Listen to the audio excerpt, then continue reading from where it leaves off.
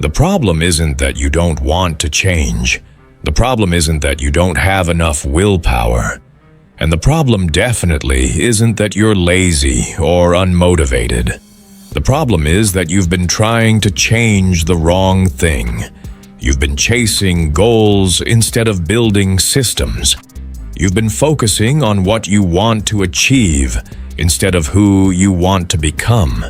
And that single shift in perspective is the reason why most people stay stuck in the same cycles year after year, while a small fraction of people seem to transform their entire lives without any dramatic effort.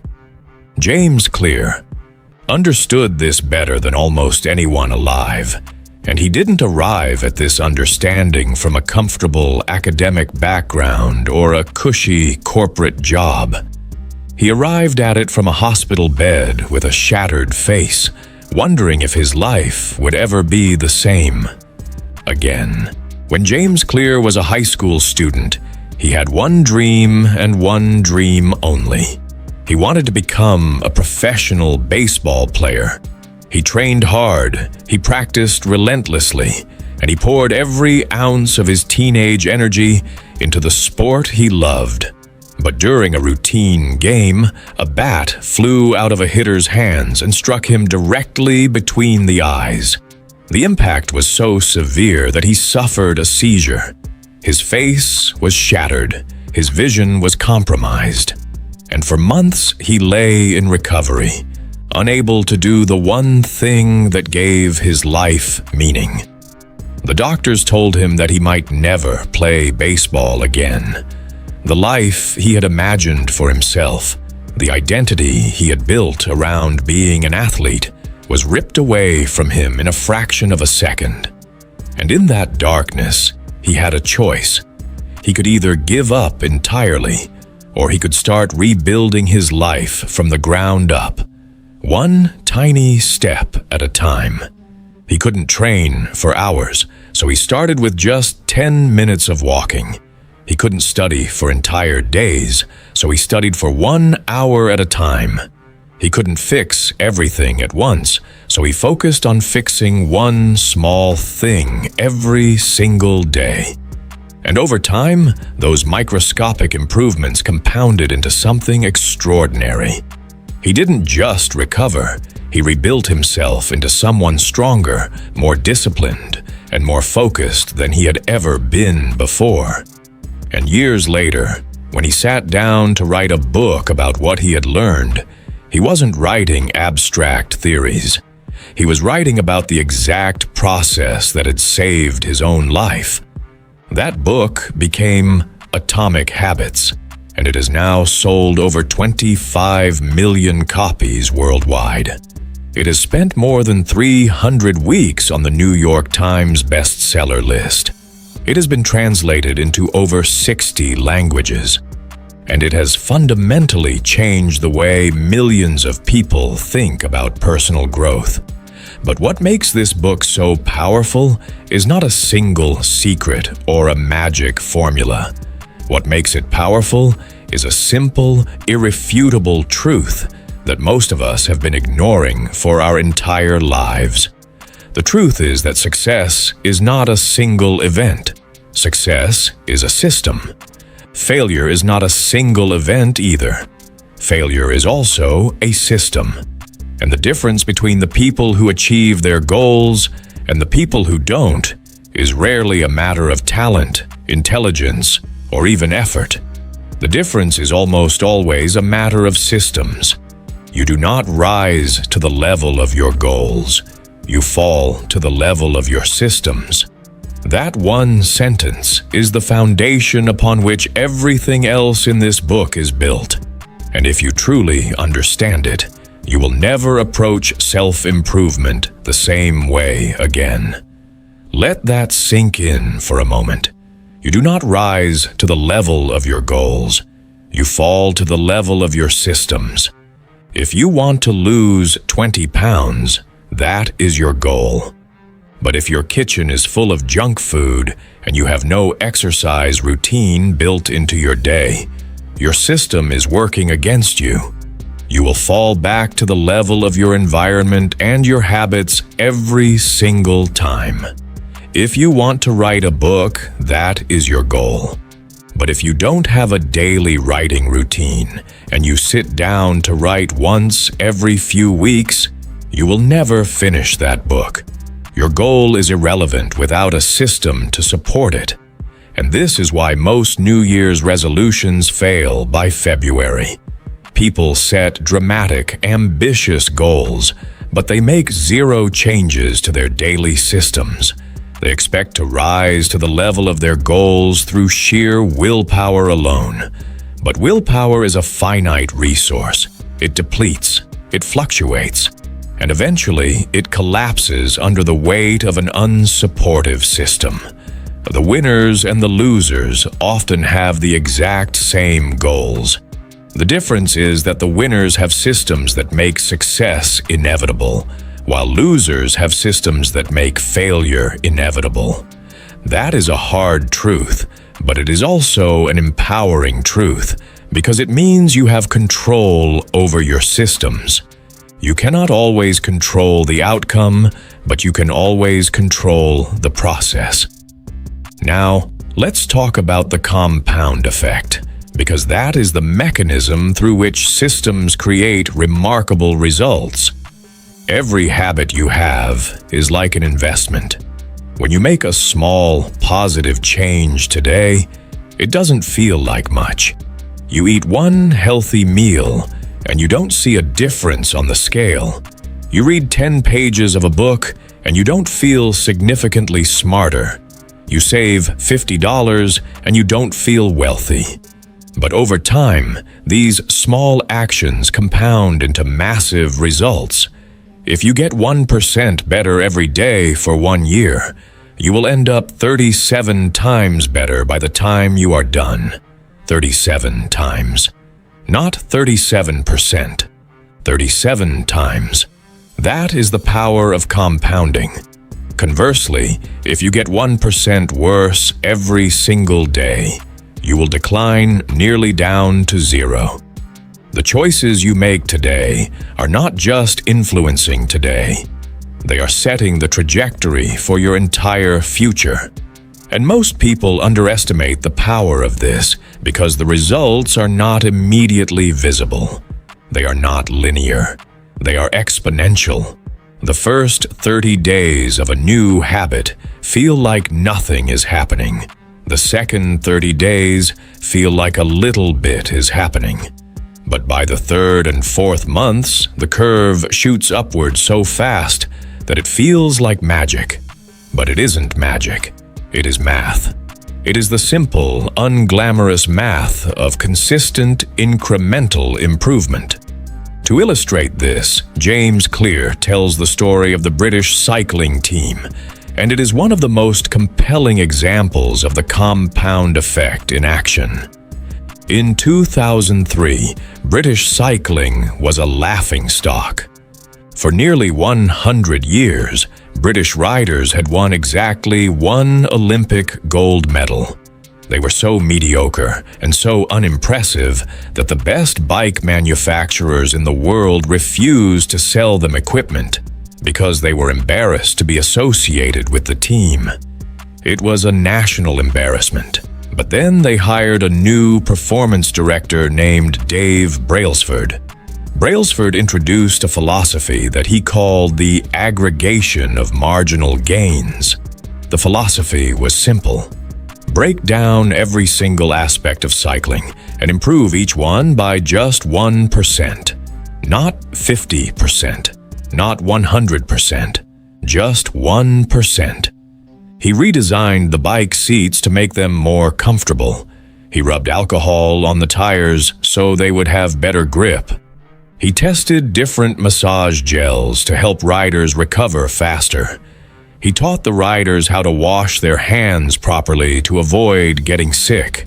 He even found the perfect pillow for each rider so they could sleep better at night. None of these changes were dramatic. None of them were revolutionary. Each one was barely noticeable on its own. But when you added them all together, the effect was staggering. Within 5 years of implementing this system, the British cycling team dominated the 2008 Beijing Olympics, winning 60% of the gold medals available. Then they went to the 2012 London Olympics and broke 9 Olympic records and 7 world records. They went from being the laughingstock of the cycling world to being one of the most dominant forces in sports history, all because of tiny 1% improvements that compounded over time.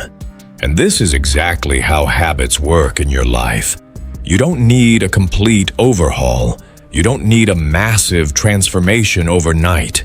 You need to improve by just 1%, repeatedly, until the compound effect takes over. Now, the question becomes, how do you actually build habits that stick? Because most people try to build new habits and they fail within a few days or weeks. The reason is not a lack of discipline. The reason is that they are focusing on the wrong layer of change. James Clear argues that there are 3 layers to behavior change. The first layer is outcome. This is what you get: losing weight, publishing a book, making $1 million. The second layer is process. This is what you do: eating healthy, writing daily, investing regularly. The third layer is identity. This is what you believe. I am a healthy person. I am a writer. I am an investor. Most people focus on the first layer. They set outcome-based goals, and they wonder why they don't achieve them. But the problem is that outcome-based goals treat behavior change like a destination. You either reach it or you don't, and if you don't, you feel like a failure. Identity-based habits treat behavior change like a direction. You are constantly moving toward becoming a certain type of person. And when your identity shifts, your behavior shifts naturally to align with that identity. If you identify as someone who is fit, you don't have to force yourself to exercise. Exercising becomes a natural expression of who you are. If you identify as someone who is organized, you don't have to struggle to keep your space clean. Cleanliness becomes a natural expression of your identity. Think about this in practical terms. Imagine 2 people trying to quit smoking. Someone offers them a cigarette. The first person says, "No thanks, I'm trying to quit." The second person says, "No thanks, I'm not a smoker." The first person still believes they are a smoker who is struggling to change. The second person has changed their identity entirely. They no longer see themselves as a smoker. And because their identity has changed, their behavior changes effortlessly. The same principle applies to every habit in your life. Your current behaviors are simply a reflection of your current identity. If you eat junk food every day, it is because you identify as someone who eats junk food. If you procrastinate every day, it is because you identify as someone who procrastinates. To change your behavior for good, you have to start by changing your self-image. You have to start believing that you are the type of person who embodies the habits you want to build. Every action you take is a vote for the type of person you want to become. When you go to the gym, you are casting a vote for the identity of an athletic person.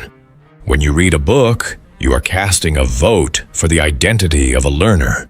When you save money, you are casting a vote for the identity of a financially responsible person.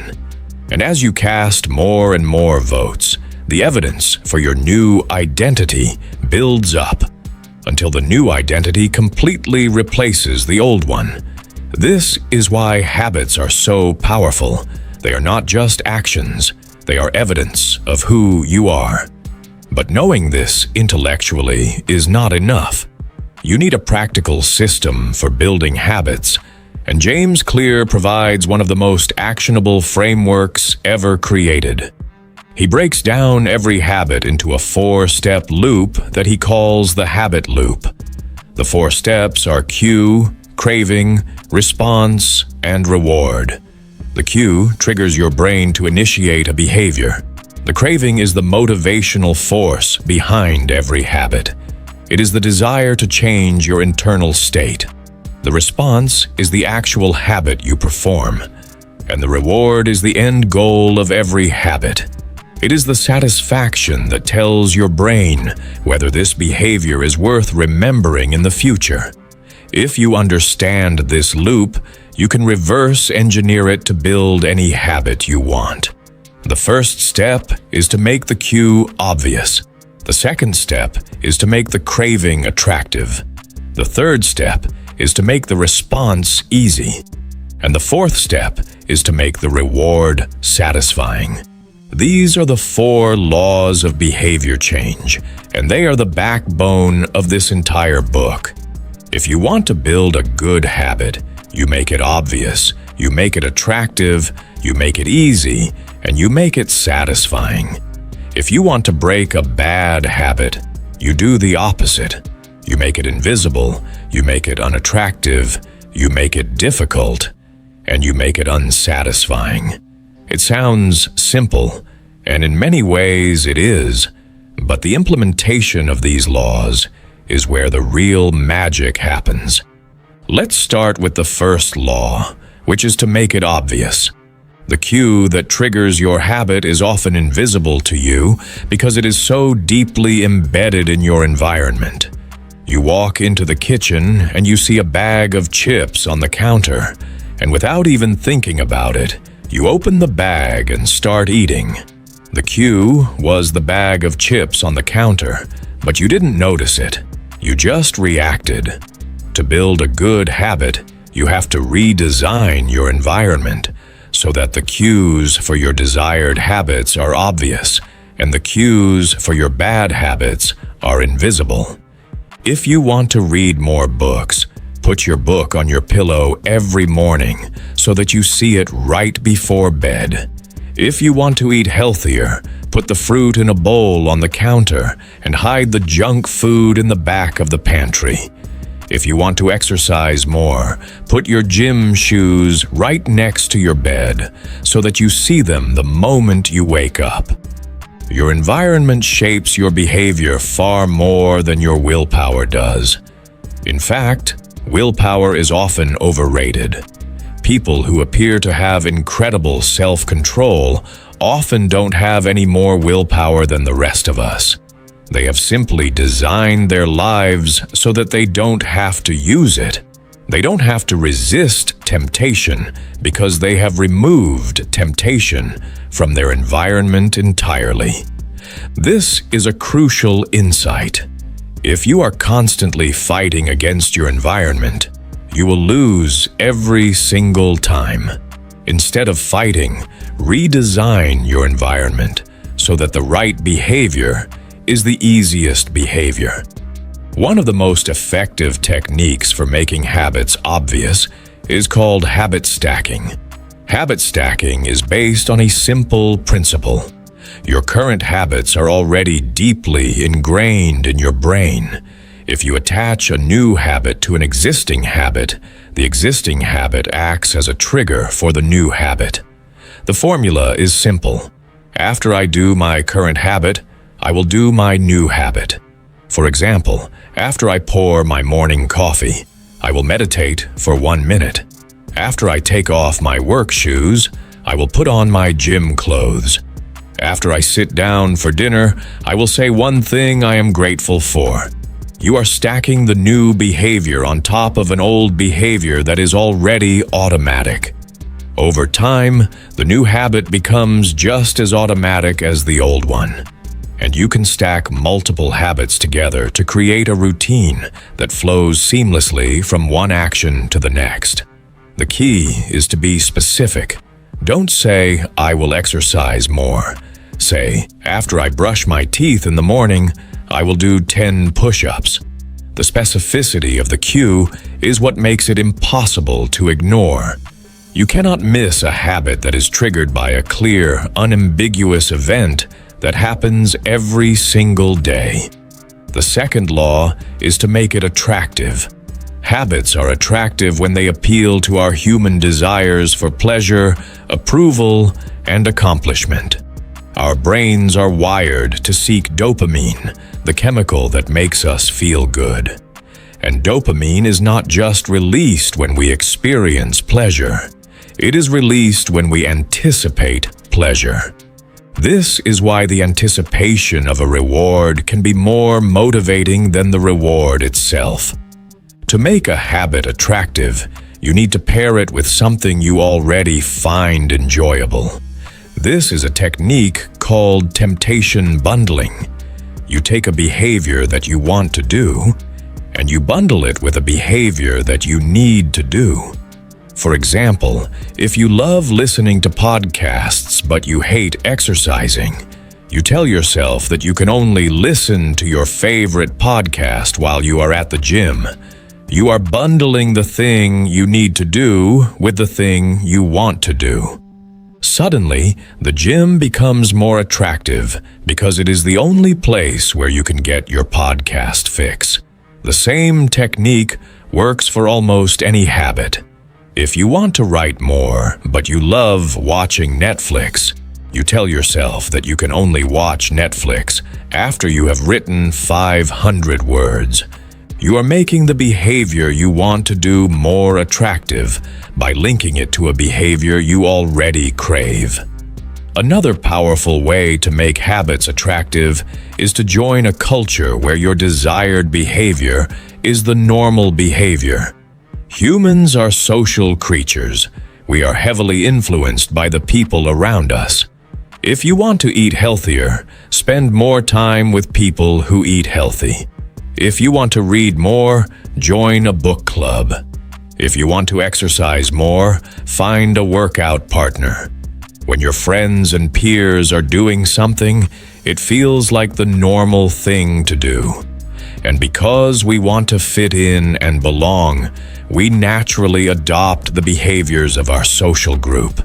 This is one of the most underrated forces in behavior change. You are not just influenced by the people you interact with directly. You are also influenced by the people you look up to, the people you follow on social media, and the people you admire from afar. If you surround yourself with people who embody the habits you want to build, you will find yourself adopting those habits without even trying. The social pressure to conform works in your favor when you choose your environment wisely. The third law is to make it easy. This is where most people make a critical mistake. They try to start with an ambitious goal. They want to exercise for an hour. They want to write 10 pages. They want to learn a complex skill. And they fail because the behavior is too difficult to sustain on a daily basis. The truth is that motivation often follows action, not the other way around. It is easier to maintain momentum once you have started than it is to start from a dead stop. This is why the 2-minute rule is so powerful.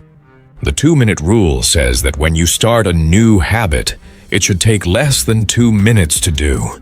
Read 1 page, do 1 push-up, write 1 sentence, put on your running shoes, show up. That is it. Once you have started, it is much easier to keep going.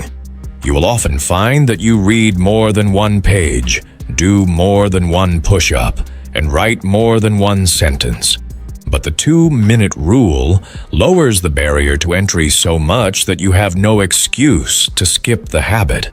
The habit becomes a gateway to a larger routine. You can never scale a habit down too small. If you can't get to the gym, you can at least walk to the front door. If you can't write a chapter, you can at least open your notebook. If you can't meditate for 10 minutes, you can at least sit and take 1 deep breath. The goal is not to perform the habit perfectly. The goal is to show up consistently. And consistency beats intensity every single time. Another key insight for making habits easy is to reduce the friction associated with your good habits and increase the friction associated with your bad habits. Friction is the amount of effort required to perform a behavior. If you want to eat healthy, make it easier to eat healthy. Prep your meals in advance. Keep a water bottle on your desk. Cut up fruits and vegetables so they are ready to eat.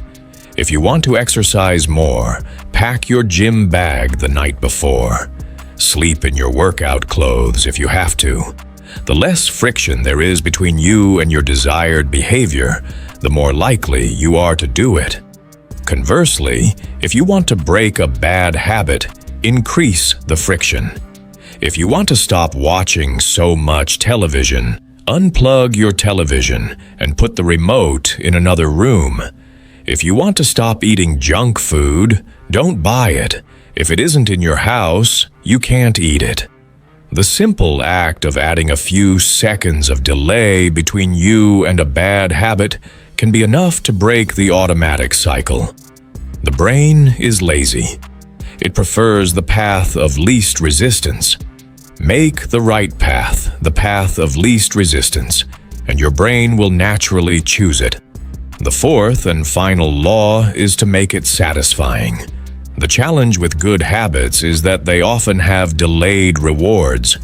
You exercise today, but you don't see results for weeks. You save money today, but you don't feel wealthy for years. You write a page today, but you don't finish a book for months.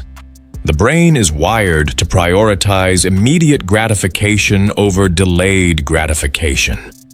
This is why bad habits are so easy to form. They provide instant pleasure. Eating junk food feels good immediately. Smoking a cigarette relieves stress immediately. Scrolling social media provides instant entertainment. To make good habits stick, you need to find a way to make them satisfying in the short term. You need to give yourself an immediate reward for completing the habit. This doesn't have to be elaborate. It can be as simple as crossing a day off on your calendar. That simple act of crossing off a day gives you a tiny hit of dopamine. It feels good to see your progress. This is why habit trackers are so effective. Every time you complete a habit, you mark it on a calendar or a journal. Over time, you build a streak, and you don't want to break the streak. The visual evidence of your progress becomes its own reward. It is satisfying to see that you have not missed a single day in 2 weeks. Another technique for making habits satisfying is to use a habit contract. A habit contract is a formal agreement between you and 1 or 2 other people about the behavior you will perform. You publicly state your commitment, and if you fail to follow through, you face a consequence. For example, you might agree to work out 3 times a week, and if you miss a workout, you have to pay your friend $50. The fear of public embarrassment and the pain of losing money are powerful motivators. They make the immediate consequences of skipping a habit more painful than the delayed consequences of avoiding the habit. You are essentially using the pain of the present to override the brain's bias toward immediate gratification. This may sound extreme, but it works because it aligns the immediate experience of the behavior with the long-term benefits you are seeking. When the good habit is immediately satisfying, your brain wants to repeat it. When the bad habit is immediately unsatisfying, your brain wants to avoid it. But what about when you slip up? What about when you miss a day or you break your streak? This is an inevitable part of the process. No one is perfect. The key is to never miss twice. Missing 1 day is an accident. Missing 2 days is the beginning of a new habit. If you miss a workout, get back on track the next day. If you eat junk food, get back to healthy eating at the next meal. The most dangerous thing you can do after a slip is to let it cascade into a full regression. You have to forgive yourself and move on.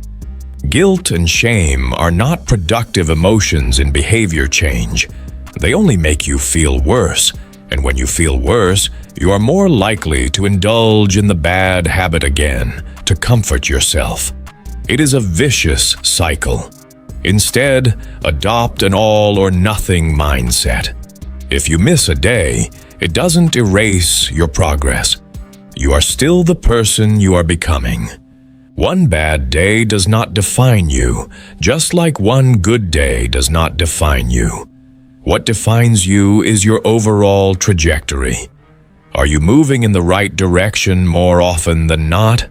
If the answer is yes, then you are succeeding.